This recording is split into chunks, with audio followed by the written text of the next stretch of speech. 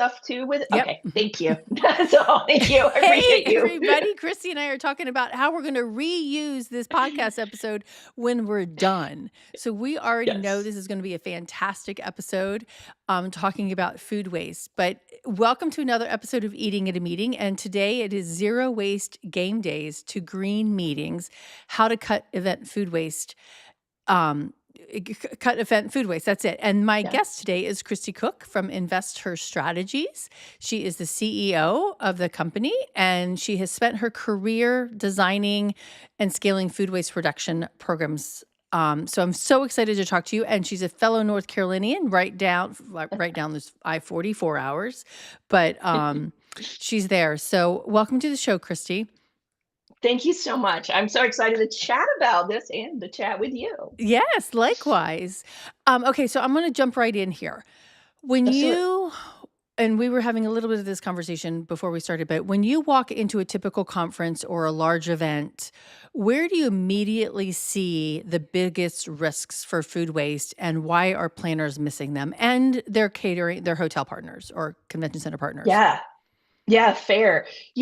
The first thing when I walk into an event, I'm like every other customer in that, like, I kind of want to be wowed, right? Right. I want to see everything looking fresh and making sense. But probably from a food waste prevention standpoint, the first thing I kind of notice is, where is the food placed? Where are the stations placed in relation to the flow of traffic, how people are moving around? Because that's important. That's important to provide access for people to reach the food that they're trying to have. So honestly, that's probably, besides looking for that sort of wow factor, because I am in the industry and I love seeing a great program. And so that's typically what I look for, and to see where they are. I think a lot of times too, some of that wow can be good. Like, oh, this looks delicious. And some of that wow can be, oh, wow, I really wish that they hadn't have done that. Yeah. And so wows can be any which way you go there. And I think, you mentioned this. I don't think it's a combination of planners and venues and also our customers that we are planning for, that all have a responsibility in this. Well, and it's Yeah. hard as an event professional to go, and planners talk about this all the time, is like, we go to an event to enjoy it, but we also then have our planner glasses on, and our food waste glasses on, and we're like, oh my God, they could have done that. Why did they just do that? And so it's kind of hard to do it at the same time, still wanting to have that fabulous experience. Right. Absolutely. It's so true. But I think that it doesn't have to be a trade-off. Okay. And that's what's so difficult to change, is culture. And what I mean by that is, my background is in operations. It's not on the planner side. I shouldn't say that. That doesn't give it fair advance, because I did work in catering. I did work on the planner side, but it was for the venue. And so it's slightly different. And so I approach events operationally in most cases. And from that venue lens, naturally, just from my background. And I still, just like probably everyone, I have this fear of running out, because I have ran out of food in the past. And it is not a comfortable thing. I've disappointed my client. I didn't meet expectations. Oh, this guest didn't have a fantastic experience. Those are things that you don't want to be remembered for. So it's embedded to avoid those bad feelings, right? But it is not the guest experience, the event experiences does not hinge on plentiful, bountiful food that overflows to the point of obnoxiousness. I don't know if anybody has read the books or remember this, but I often think of in the Hunger Games. There's this point of the two main characters are at this event, and there's so much food, and they're eating the food. And the main character goes, oh, I can't eat anymore. And someone hands them this thing, and there's like, what do I drink this? It's like, frankly, makes you throw up so you can eat more. Oh my goodness, that is overabundance, right? That is too much. That is too much. Okay. So I think that planners and venues just need to be realistic about what people can eat. What do they eat? How much can they eat? And let's provide that Mhm. experience without that gluttonous. I think that's a fair way to think about it. Well, totally. And I was saying just before we got on the show, I was recently chatting with a chef who said that he was making a menu, an event menu, and he was like, "Well, that doesn't seem like it's going to be enough for this many Mhm. people." And so they made more. They doubled the recipe or quartered it or whatever. And it ended up being right on target the way the recipe was designed. And so, I mean, that's kind of what that word is that we've been using recently in the industry is right sizing the menu. And from an operational standpoint, I used to work at Sodexo Live, right? How do you Sodexo, yep. change the mindset of the chefs to think that way, right? Right. And the rest of the team.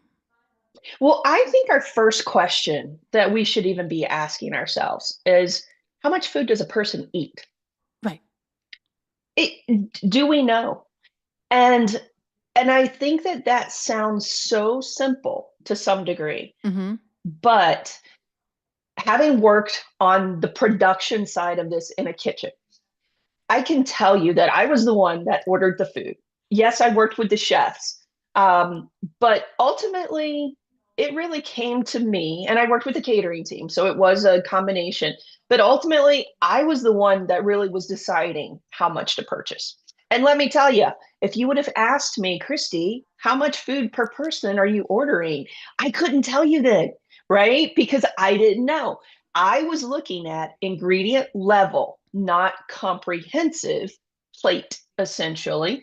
So I was getting the Okay. right amount of food in some ways. When I say right, I'm showing, these little Air little quotes. marks, air quotes here, because I couldn't answer that question, and that was literally my job because we didn't approach it that way in the industry. So with the most recent pilot we ran with the U.S. Food Waste Pact and the participating members, one of the outcomes that we have that we want to test further is what is that sort of plate volume that a person eats per person. And we looked at it from breaks. We looked at it for breakfast and lunch and dinner. And let's just talk lunch and dinner. And basically, it needs more testing, but about 1.2 pounds per person. And Okay. that also aligns with what I think is Feeding America counts as a meal. And Okay. so if we think about 1.2 pounds per person and we're looking at the whole menu and we're thinking about how much someone's going to eat, that is a great benchmark Mhm. to think about what we could produce and help us understand, help us. When I say us in this term, I'm meaning our culinary team, production team of how much food to provide and to purchase and put out for our guests that we know it is enough and also plentiful. So I think that's important to Yeah. know. Yeah.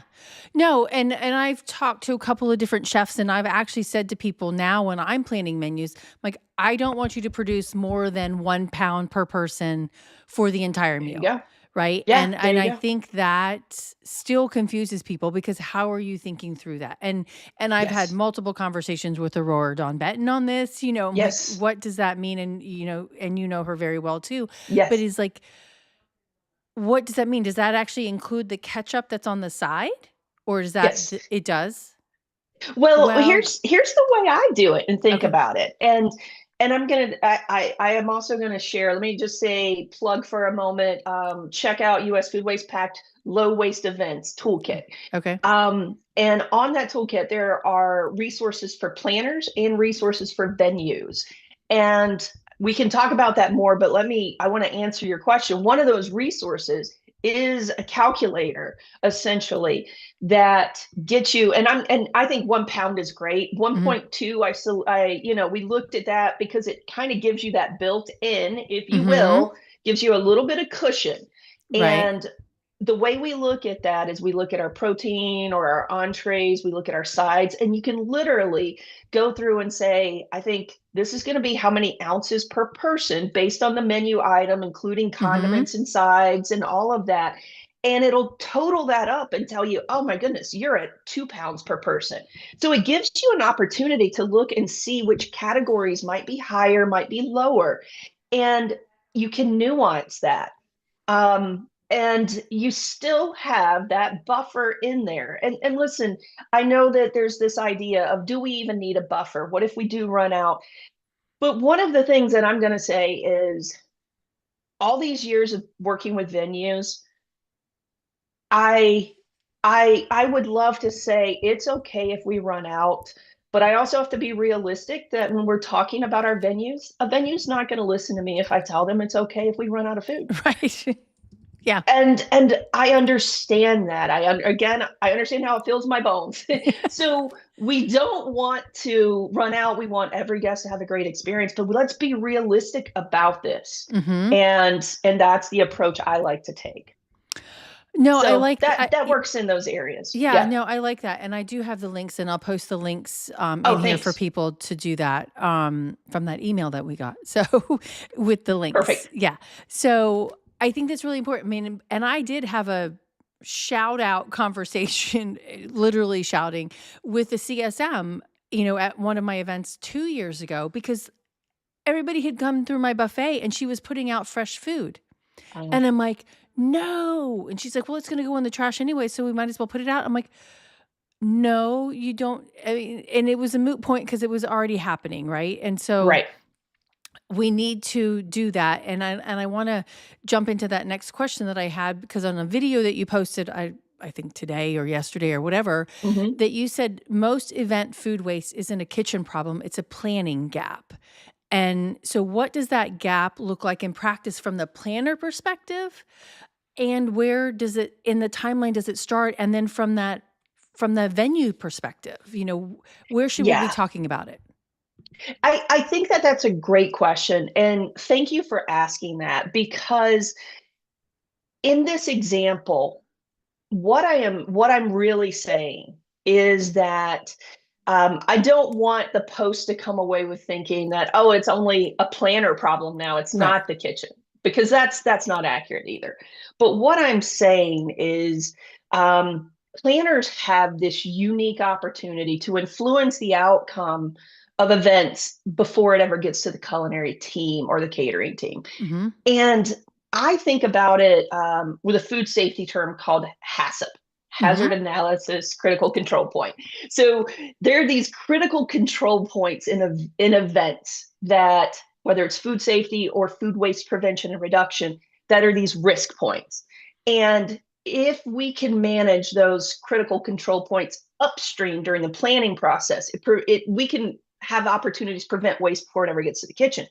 So in practice, if we can look at this from the planner approach, from what are the expectations I have of a venue, even before I select the venue, for Mhm. example, that is an opportunity. So we look at it from a design phase. So we have that perception of abundance and in comparison to the actual consumption as well. Mhm. But incorporating these expectations throughout the planning process. So when it gets to the venue side, it's in the BEOs, the banquet event orders, it's in all the communication that goes across the culinary team and the catering team and everyone that plays a role in these events. Because on the venue side, it's large. There could be 20 people or more sometimes that are a part of these events, whether Mhm. it's placement of the buffets and the tables and the chairs, things that you might not think influence waste, but they do. So having the planners start at the beginning creates alignment that that can carry through the event. So I think that is what I believe is hugely important. So that is one moment, but it is cumulative. So if we've got to Mhm. carry this through events, but if we start earlier at that planner stage and that expectation, we're already setting ourselves up for success. And me being a planner and I'm doing an event next month, not next week. But okay, so I'm a month out. What can I Mhm. say to my hotel right now to say, "Hey, how can you help me reduce waste?" That's a great question. I think that making sure that the expectations you have for your event is communicated throughout the teams at the Okay. event. Very simple thing, I believe, but is the fact of consolidating lines. If you have a large event, if we can consolidate, at what point can we consolidate? 30 Hmm. minutes before an event ends, if it's slowing down, can we go from 4 buffets to 3? Right. 15 minutes, can we consolidate down to 2? Those types of things actually um, make a great guest experience because you're managing the flow of your guests Hmm. for that great, beautiful experience. And it's efficient getting them through the lines to go do what else they need to do, eat their food and have those conversations. That's one thing that may seem so simple, but is often missed. You used Hmm. that example earlier of having food, somebody putting fresh food out. No, let's consolidate this, prevent that potential waste from happening with those fresh products so Hmm. that we can use those at our other events or later. And those events that customers haven't seen yet that are remain behind the scenes can be reused and refurbished. Yeah. So that's And one thing that's just yeah. huge. That's just Yeah. one example, Tracy. But So yes. where and just because you mentioned the buffets and the placement Mm-hmm. and you mentioned that at the very beginning. So talk about the placement of that because I'm thinking I've got 800 people and here I am going stressing Okay. out right now, right with my hair. Um, I got 800 people and I usually do, 3 to 4 buffets. And I'm thinking of the Mm-hmm. room from last year is like center them, like put them on either side. But I know some hotels that have put them in the back. I'm like, no, I don't want the buffet in the back of the room Right. because that means it's never going Right. to get touched. That's correct. That's correct. I think it's important.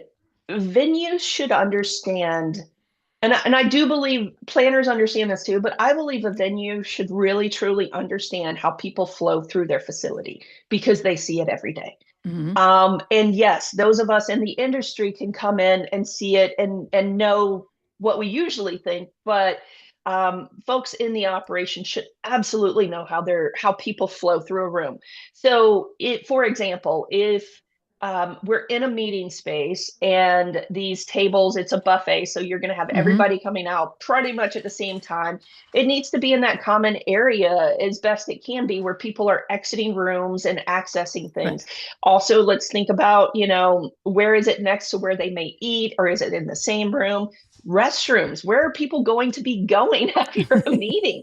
Many people go to restrooms. Like, Hmm. how do you like understanding that so it is intuitive to their experience? It's how you guide people through the event experience Hmm. and make sure that we're utilizing the opportunity to speak with our guests through signage, and even our the I think you mentioned that you call them CSMs, but the servers that are Hmm. looking at the refilling the buffets and things like that, making sure that they speak to the guests. Hey, it's 15 minutes. We're gonna shut this down because we're merging this. We just want to make this quicker for your guests and reduce waste. Please enjoy us over here. Those Hmm. kind of 2 sentences that they can say at any point in time, pull out of their back pocket and inform a guest about something. Those are things that I think of that's all about the guest experience as well. But our Okay. guests shouldn't have Yeah. to think about those things. Right. But Exactly. that's what I think about. So I want to go because we're talking about buffets too.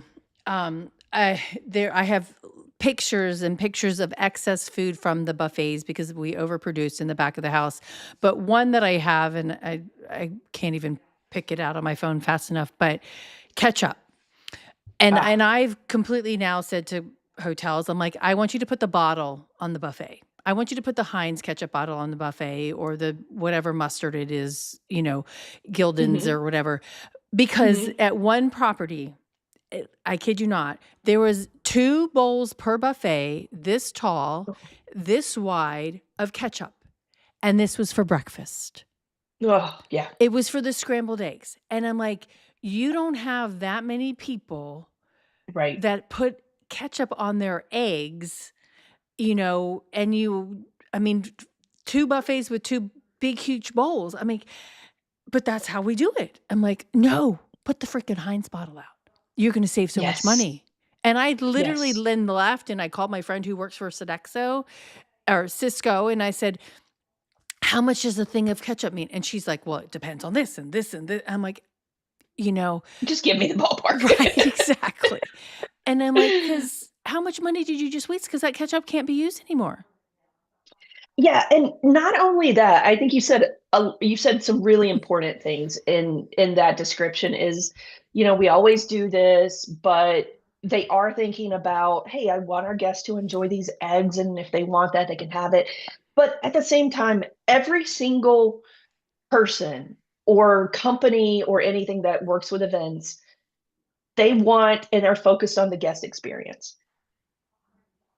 I think if you want to learn about the guest experience, ask a guest if they want to have a vat of ketchup at their Right. breakfast. No one does.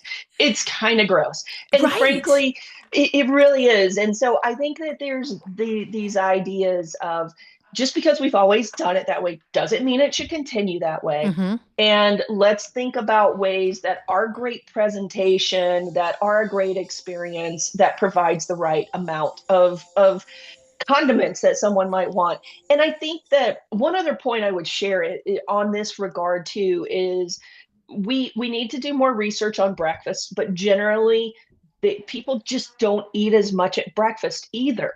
So even if you're thinking about lunch, I would absolutely reduce the amount of food that you're serving for a breakfast event. Um, and I think there's different reasons for this. Some people don't even come to the breakfast Right. because they might take a call, they might be running late. So there are just things to think about that influence the production levels of a breakfast. And So what it I yeah, mean, and thinking about that, taking ketchup and moving it to salad dressings, right? yes, Like, it's maybe a tablespoon, but you're putting a whole carafe, like a right, tall carafe, which is like 10 people at a table, and that's only 10 tablespoons, but you're putting a carafe this tall of salad dressing. yes, yes, Let's make and smaller carafes. absolutely. And I think that again, I have to just say that we found salad dressing is not the sexiest item to focus on. If it's not. But let me tell you why it's important is because it's an easy, accessible change. When you Mhm. start looking at people for their proteins or their main item, we might get a little nervous. You start messing with that, but let's just focus on salad dressings. And when you focus on salad dressings, you've got a large event, 1,100. You can save $4,000 just from that one event. That's a ton of Wow. money. Yeah. Okay. Like it varies, but look at it from a financial standpoint. And if you do that, if we don't need six salad dressings, we don't need three, maybe let's have two. And let's think about the volume that we put out. Mhm. Exactly right. And then look at how much you save for that one event. Look at how much you'll save over the cost of all your events. That is motivation, and that gives you an easy accessibility point to change the culture with your Mhm. staff. That takes time, but it's highly accessible opportunity. Well, and It's a great starting point. it just popped into my head. I was at one event that there were 10 different salad dressings on a buffet, and the labeling of the salad dressings was on one 8.5 by 11 piece of paper. So you couldn't even like there were like 3 white creamy dressings, like 2 red ones. You didn't even know which one was which. Right, Right, and right. that blows up my whole food allergy thing, right? I'm like, I'm not gonna eat any of them Yes, because I don't know what's in them. that's right. Right. That's Yeah. right. That's So, right. I'm like, label it on the Again, container. Yeah. yes, label it on the container. And remember, at the core, all of us want a great guest experience. Mhm. Abundance does not equal a great guest experience. And you just provided a very tactical reason, allergies, of why it's not. Besides Mhm. everything else, I don't know which dressing is which. Well, I'm highly allergic to something. I'm not going to take that Mhm. chance. That is a Right. poor guest experience. We didn't have to do it that way. Yeah. Very simple example, but happens all the time, unfortunately. Yeah, it does. And yeah, and I have pictures of it because I just have to prove it to people. Right. Okay, so, all right, I wanna jump back and Okay. 2 things, like, 1, tell us a little bit about what you do based on your experience, and I'm gonna say you started your sustainability journey at Emory University in Atlanta. Hmm. Yep. So we had to be there at the same when was that? Oh my goodness. 'Cause I was there 95 to 2017. Oh my gosh, we definitely crossed paths Oh, because I wow. was there in the 2000s. I want to Okay. say I was there from 2002 or 3 to maybe 6 or 7. Oh, well, Yeah, yeah, we were there. we were We were totally there. definitely Yeah. there at the same Well, we time. need to catch up on Atlanta then later. Okay, Yeah. so you started there at Emory and you scaled to 8,500 Sodexo sites and then Hmm. an Ohio State campus, right? Hmm. What did you learn by making changes to stick, operating in completely different scales? Because those are like massive different kinds of venues. Because Hmm. Emory's nowhere near the size of the Georgia World Congress Center, right? Yeah. Or the Ohio State football stadium, which I have been in. So talk a little bit about that, but also tell us, I think that explains a little bit about your experience, but what you do now. Yeah. Yeah. I think that I'm taking some notes to make sure I actually answer this because you've got a lot of questions in That there. was a lot. Um, Sorry. That's all right. So, to start off, my experience is much broader than just food waste. I started in operations. I've been in operations at many universities. I've or multiple use universities. I worked for Airmark and Sodexo on the operations team. And then, though, when I was at Emory, is when I merged into looking at sustainability. And I started working on local and sustainable food systems. And what we did there was, yes, I worked for Sodexo at the time. I was doing the purchasing. And while there, the university created a working group to evaluate sustainability. This was Hmm. probably in 2006. And all we did for a year, let me back up. It was a group, a multidisciplinary group. I represented Sodexo on the food service side. We were led by Dr. Peggy Barlett, who is in anthropology. And we were there with the dean of the School of Ethics, the dean of medicine, biology, environmental science, grad Wow. students, Completely. everyone. Yeah. It was very multidisciplinary. And all we did for one year was read and research the most sustainable programs in the world, why the most sustainable universities, the best diets. And our output from that year's worth of research and discussion was a recommendation for sustainable and ethical purchasing decisions for Emory University. And it was in 5 tiers per food category. So like maybe you had meats and then we Hmm. had dairy and eggs and vegetables and all of this. And it became my job to work with these farmers, source this food, and build these sustainable food programs. And so that's actually my background. And I was in operations, but through that, what happened, and you asked kind of what stuck and why, was because it I discovered my dream job. I discovered what I wanted to do in this world, and that was working in sustainability. And I grew up on a farm, and it connected my values of growing up and understanding growing food and living on a farm and you know growing our own food and preserving our own food, all of that with what I could influence in my career and job. Hmm. And so through that, I realized, wow, this is amazing. It's awesome. And I started testing lots of different programs at Emory. Emory became a lab. And I have to thank Sodexo for allowing them to take a chance. There was no Department of Sustainability, there was no one working in this, and they allowed me to like do all of this experimentation. That's awesome. Um, yeah, across the campus. And what that created was this ability, an opportunity for me, because I understood operations, because I'm learning sustainability and understanding that, I was able to test programs and create programs and write them that could go to other sites. And so that was the birthplace, if you will, of how I started in this work and how I scale programs. So what I do is understanding the operations. I write programs and processes to achieve our goals.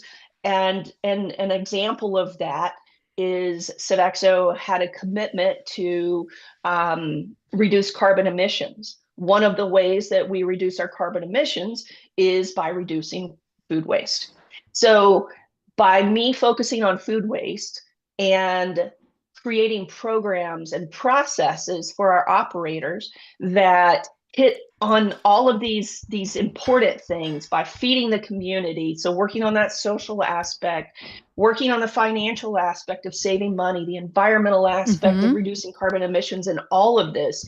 That's how I connect programs that might start at one university or one site and scale them to the strategy across large organizations. So that's what I do, and that's how it started at Emory, Mm-hmm. and that's how it scaled to all of these sites across North America. And interestingly enough, I had a student reach out to me about a job posting at a school in Colorado, and they sent it to me to ask me about it, and it, it was the same food sustainability purchasing guidelines that I had created for Emory in 2008. And Wow. this was 2024 when the student asked me about that, and it was the same thing, and they were tracking it the same way. That I had no idea. That's Um, amazing.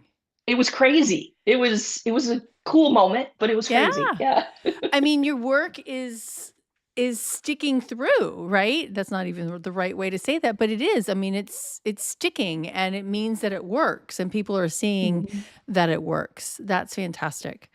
And Yeah. I mean, okay, so thinking through that a little bit, because somebody might say, well, that's a university, that's different. I mean, Sure. I think universities feed a lot more people than we at events do on a daily basis because Could depends, but it yeah. depends on where you are and how big the school is. Sure. Like University of Ohio, right? Or Maryland or wherever, right? Sure. And they're actually producing a lot more different types of food than we are at Right. events because I toured University of Maryland a couple of years ago and their new dining facility and like there's like every single different kind of food you can get on the buffets there, Mm. right? Yep. So Yep. how do you transition that into Sodexo at the Orlando Convention Center? Oh, wow. Great question. Different opportunities in how I would approach it, but we're looking for the same outcomes. Mhm. Um, from an operator standpoint in a campus, and you're right, one of the things that I did when I ran operations is literally I would create programs of 15-minute increments. I basically knew within a 15-minute increment across my different food stations, Okay. day of the week, because it aligned with classes, this same approach transfers to business, it transfers to healthcare and others. But I knew each day of the week, whether 15-minute increments, about how many pieces of pizza or servings of this I would have for each of my That's a lot stations. of data. It's a lot of data. And think about it too. This is the 2000s. We didn't have as much technology, right? But I Uh-huh. had data and I wanted to use it to help my team. And Mhm. this is the approach. Listen, I was trying to make sure that my guests had a great experiences and my teams did too, that they weren't stressed out making a ton of this or running out of this, so they were Mhm. stressed out. It was efficiency, it was performance, it was experience. And that's why I was doing it. Food waste wasn't the driver for me back then. It didn't Mhm. lead with that. I led with efficient organizations, operations for my guests and my employees. But ultimately, that vision, that mission transfers to anywhere you are. Mhm. So having data, using the data, and creating those processes is Mhm. what's important across anything we're doing. And so measurement and impact is something we take a look at and make sure we're talking about that and adjusting it. Yeah. I think a question you had for me was about maybe at Ohio State, Mm-hmm. and we went zero waste at Ohio State, and I think this was in 2000, maybe 9, 10, 11. I Uh-huh. can't remember. And I think one of your questions was, how did you know it stuck? Mm-hmm. And when I was thinking about these processes and things, right? I think that when I know something is working is when you start to have people come back and they're modifying the processes you put in place to make them better. That's when you begin to understand, okay, some of this stuff works. Mm-hmm. I'm not in the weeds of every station and everything, and Mm-hmm. they're modifying it, they're making it better. Therefore, they get it.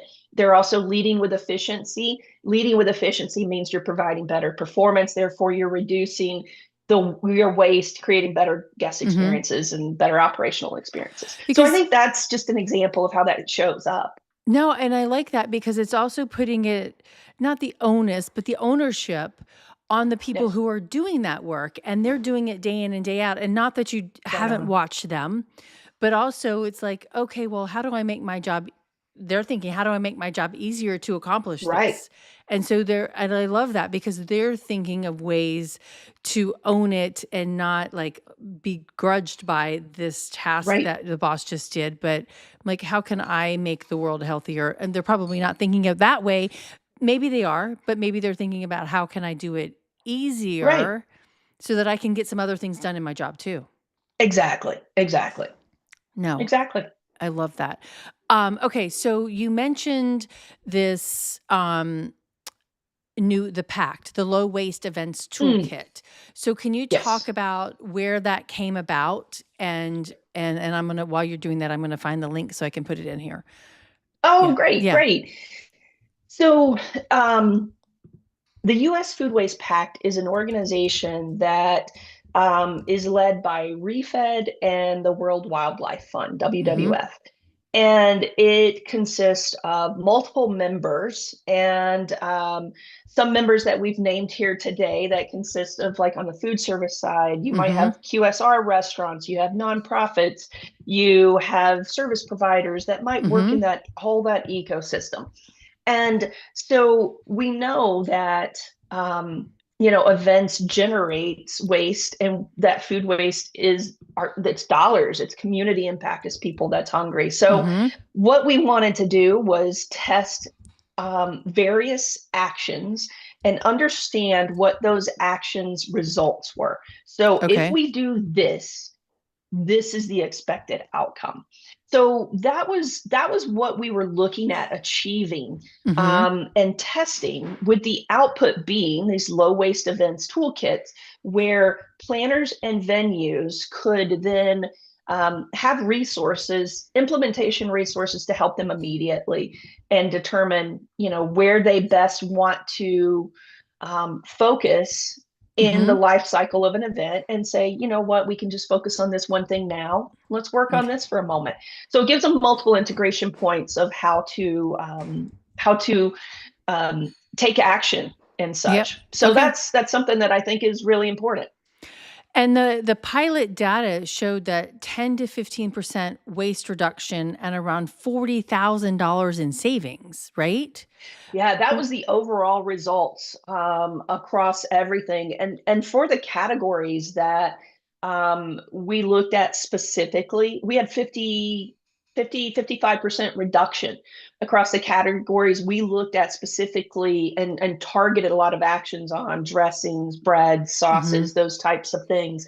85% reduction in fruit, very expensive product. Mhm. So, again, if we're looking at very specific actions that we can take, looking at those outcomes, it becomes this opportunity of saying, well, why not? Why aren't we doing this? Right, And yeah. so if we know what the expected outcome is, and we take these actions, and we get this benefit, it starts to change that culture, and then we can take on new actions.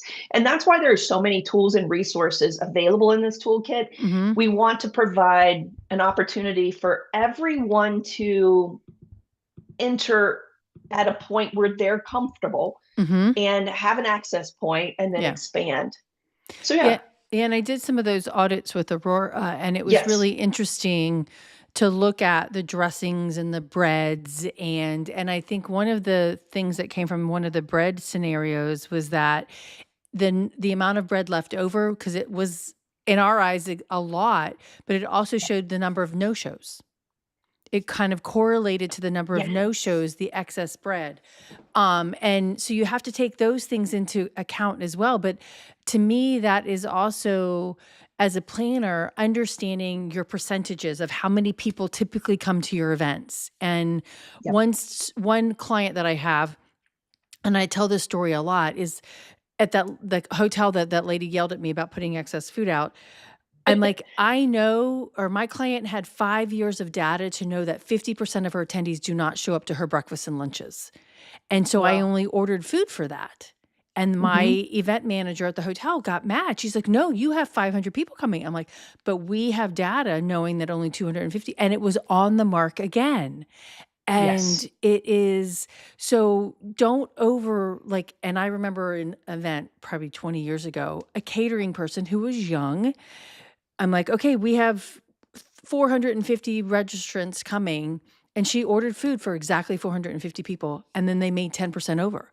And we You're had right. 30 to 40 no shows. Yep. And I'm like, you never order what your number is, you always You under know, order. I love this conversation because one of the struggles that happens in events is that tension between the planners and the tension between the venue. Hmm. And when I call it tension, it's exactly what you said in that I I know that I'm ordering this. I have this many guests. Traditionally, we have this many people that don't show up. But when you're I'm not saying you doing this because clearly you've Right. had the conversations. But when you then have culinary teams, catering folks, production managers, I'll use me as an example. Go back to Emory University, I'm Hmm. ordering food. I didn't sit in a single meeting with planners on this, but I'm the one that's ordering the food now, right? I don't know that Tracy said that for lunch, 50% of my folks don't show up and I have 350 people I'm supposed to buy for. So I'm buying for 350 people. Hmm. And that's why we have to have those expectations, those conversations, and it has to flow through everyone Hmm. because though I would be an example of a critical control point that was missed in this event operation, and therefore as the production manager I caused that waste essentially to happen, right? And I love that you just called that the critical control point, because there is, and when I'm teaching my classes, there's so many people in that event food chain that Mm-hmm. have the conversation. Like, it's the attendee, and then the event host, and the event manager, and then the hotel salesperson who knew that potentially, right, but didn't Right. get communicated down because we picked the room size based on that. Yes, And, exactly. and nobody thought to think, well, hey, that room only holds 200 people. Why are we not, but you have 500 people coming, right? Right. Yeah. So, Yeah, yeah. that's great. That's a No. great example. And I think that we actually one other thing I want to touch on, a very similar example of the conversations between planners and venues, and you Mhm. brought this up, but one of the pilot sites had an event on the day of the event. They realized, I think it was 70 guests that weren't going to be there for a certain meal. And the planner went to the culinary team and said, hey, I know it's day of. I'm not going to get any financial credit for telling you this. Mhm. You've already bought the food, but I know that 70 people aren't coming. And as a result, they were able to not make some food and definitely put out less food than they normally would have, 70 people less. Mhm. And so that planner reduced the risk of some food being wasted, and so it could be Mhm. repurposed and used differently. Some planners out there might have said, well, I've already paid for this food, they're just going to put it out. Right. No, this planner said, I'm trying to reduce waste. It's Mhm. good, I'm going to let the culinary team know, and the culinary team took that action. And I don't have those numbers in front of me, but there is an example in the case study that you can see what that saved as a result. And that's a win. Yeah. And that goes back to that good communication and coordination between planners and venues and working together. And that's something that, we really want to promote. And I'll Yes. say this too. I know I'm talking about the low waste toolkit a lot, but I am proud of it. I think we've done great work on it, Tracy. You helped us on this. Aurora, as you've mentioned, helped so many others. Mm-hmm. Um, but I think we approached it realistically, looking and thinking about the fact that everybody has different objectives and areas where they can influence the outcome, yet they do work together. Mm-hmm. So if we're working on these tools, using these tools, one side impact, I believe, is also creating better trusting relationships through open communication and understanding our objectives that can Mm-hmm. then happen between planners and venues that also reduce waste. Yeah, exactly. And I manage, food and beverage programs, and I'm not overseeing the whole thing, but when I'm approaching my food and beverage partners, that's what I'm saying. This is Mm-hmm. my objective. It Right. may not be written into the contract that way, and actually somebody just well, let me check and see if it's in the contract. I'm like, I know it's not in the contract. I said, but this is what we want to do. Right. So Right. how can we do it even though it's not written in the contract? What can we do? And I want to jump Mm-hmm. to, and we're getting on 47 minutes. Wow, we're 47 minutes.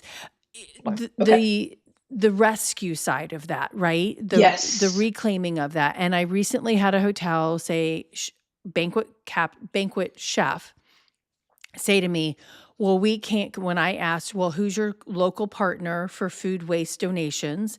We don't have that. We'll get sued and it's against corporate policy. Well, I took that as a Mm-hmm. challenge. And, so where in the process do we start on that? And it's an often overlooked thing because maybe those 70 meals you just mentioned could have Mm-hmm. actually, maybe they were already plated and they now went to, a mission or the Right. food bank that way. How can we build that and the execution into our planning process? I love that. And I think this is where we go back to the very beginning of the planning process when we're looking for our venues. I think we should be asking questions. Do you currently donate? Who is your partner?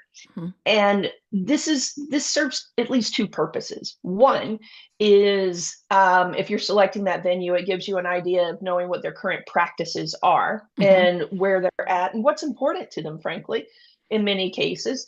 Secondly, it's letting venues know that this is important from planners.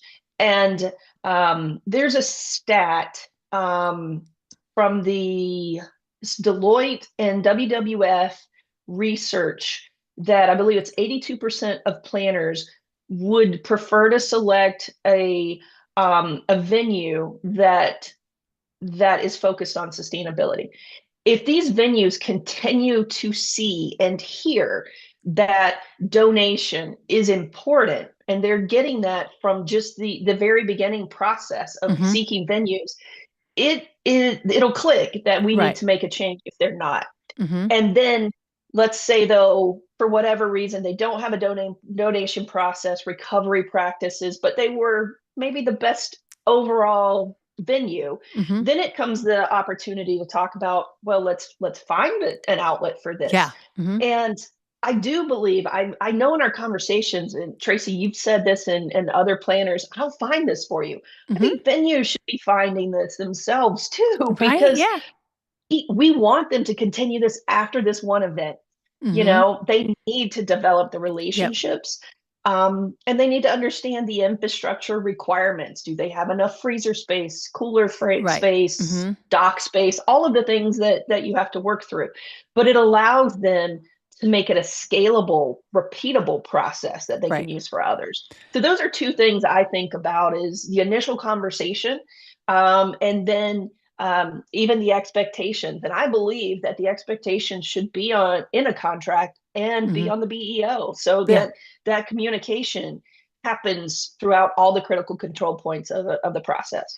Yeah, and we can have a whole nother conversation on that banquet event order because the front of the house staff who follows that, they need to understand too what their role is in, Right, cleaning up those buffets, scraping the right. plates, hey, and maybe scraping the plates, there's a whole bin for the scraping so that can go to a pig farm, right? Exactly. So, I Right, mean, that does not have to go to the landfill. That could actually go to a right, pig farm, even though I took a bite out of it, right? And, like, the pig doesn't right. care.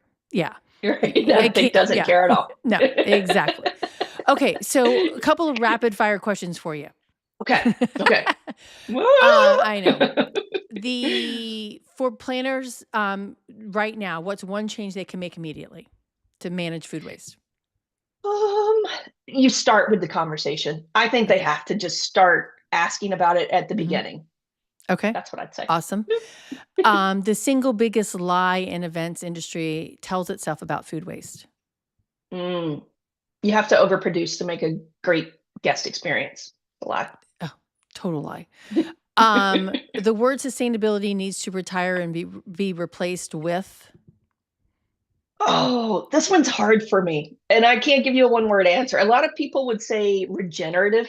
So Mhm. sustainability means like we want to be sustained where we are now.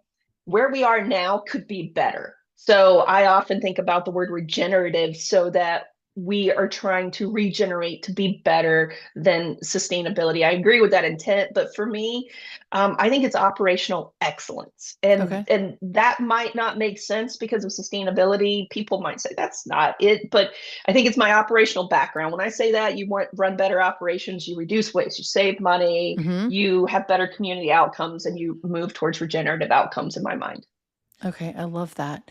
Okay, so Stop Food Waste Day is April 29th. Making yes, sure I'm getting that. yes. So, are you involved in that? How can people get involved in that? What should we be doing? That's not really. Absolutely. I am excited that here in Charlotte, Compass Group is the founder, and Amy Keister started Stop Food Waste Day, actually. And it will be 10 this year, Wow. which is exciting.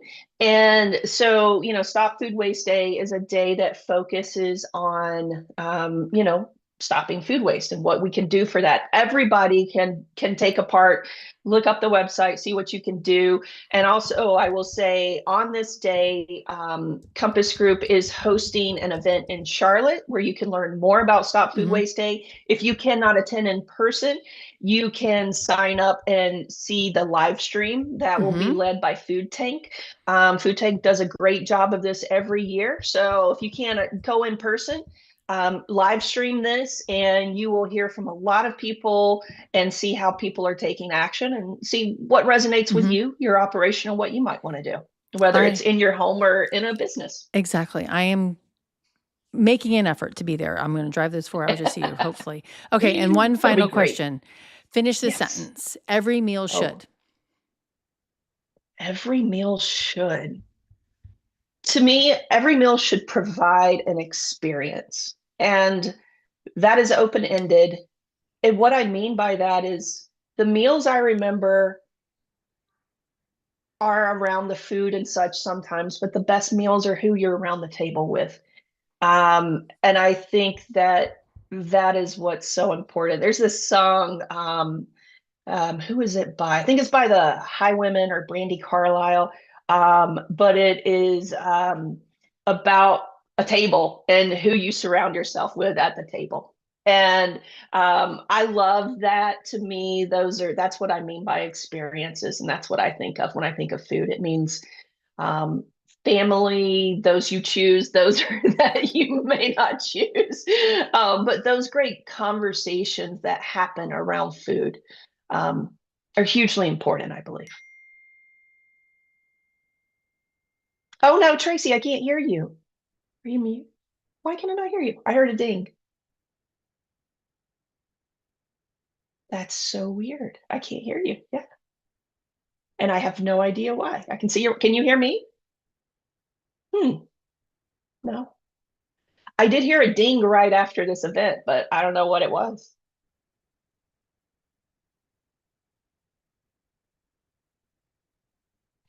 So I think what Tracy's telling me, I'm not sure, but is folks, you can I want Here to we say go. two things. Make Oh, you got it. I was gonna close out for you. I didn't know what to do, but I was gonna go, Do it. listen to Do eating at a it. meeting. Listen to Eating at a Meeting, folks. Join it. Learn things from Tracy. Check out Thrive and her business and the great things she does reducing food waste. And if you want to find me, you can find me on LinkedIn. My name's Christy Cook. You can look at christycook.com or investorstrategies.com and see what I do. And I'm happy to help anyone on this work. Thank you so much for closing it out. I love that. And it's just not me, it's me and my fabulous guest like Christy Cook here. So I have no idea why my mic went mute, but Who um knows? thank you so much for spending an hour with me. I really appreciate it. And I hope people have learned a lot. I've learned a lot. I shared the links on LinkedIn. I will share them on Facebook as well. Awesome. And next week, I'm actually going to be sitting in a keynote speech. So I won't be on air live next Wednesday, but I will be in Las Vegas. But until the next time, which is actually 2 weeks from today, which is Stop Food Waste Day, I will be live Nice. again. Okay, everybody, until then, stay safe and eat well. And Christy, thank you. Thank you. Thanks for all you do. Thanks, Likewise. everyone. Bye.